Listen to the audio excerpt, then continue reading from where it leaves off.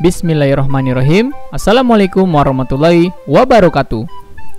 Sebelum memulai pembelajaran hari ini, mari sama-sama kita berdoa. Semoga apa yang kita pelajari dapat bermanfaat untuk kita semua dan kalian selalu diberikan kemudahan oleh Allah Subhanahu wa taala. Berdoa dimulai. Mari kita mulai.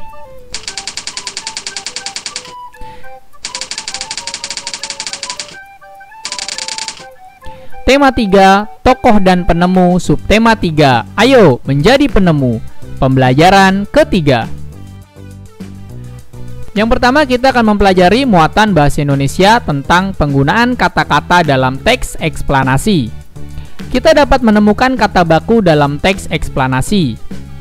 Ciri-ciri kata baku adalah tidak terpengaruh bahasa asing ataupun bahasa daerah. Bacalah teks berikut dengan seksama. George Stephenson yang lahir di Wilhelm, Northumberland, Inggris 9 Juni 1781 dan meninggal 12 Agustus 1848 pada umur 67 tahun, merupakan seorang insinyur rel kereta api. Ayah Stephenson bekerja pada sebuah perusahaan pertambangan yang tugasnya memasukkan batu bara ke dalam tungku perapian dari mesin uap. George pada mulanya bekerja sebagai gembala sapi pada usia 8 tahun. Kemudian ia bekerja di sebuah pertambangan batu bara. Mula-mula ia membantu ayahnya. Lambat laun ia menjadi kepala mesin uap. Sambil bekerja ia mulai belajar membaca dengan ikut kursus di malam hari.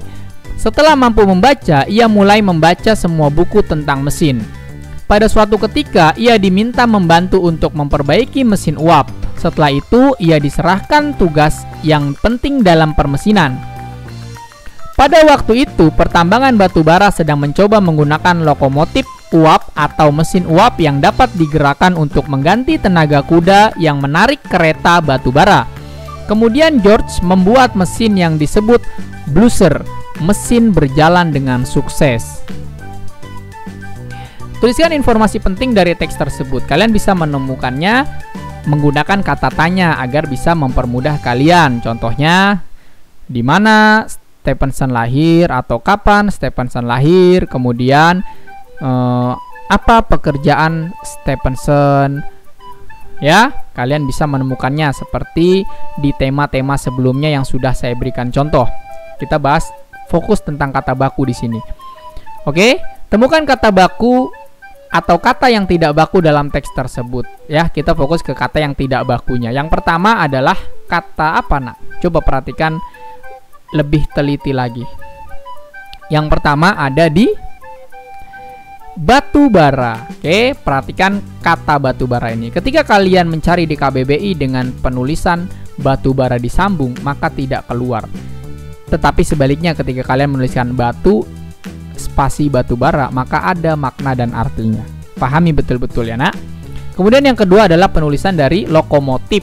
Di sini menggunakan akhiran P, tetapi yang benar harusnya adalah lokomotif menggunakan F, ya.